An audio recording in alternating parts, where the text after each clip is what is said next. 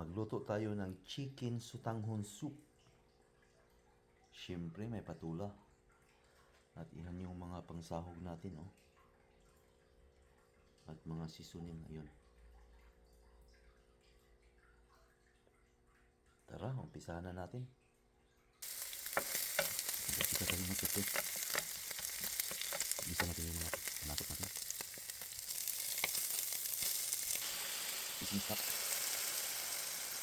Ayan na yung mga seasoning natin. At lagyan natin ng patis.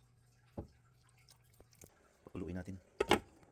Ayan na yung sutanghon natin sa patula. Tikman natin kung tama bang lasa. Ayos. Hinigaan ko ng 3 itlog. Ayan na yung pichay natin. Quail egg saka siumay. At may kunting ready mix. Vegetable mix.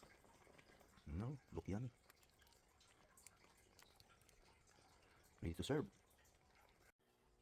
Chicken sutanghon soup. Kompleto yan, oh. May chicken, shrimp, siumay, eggs, pichay. Tikman natin.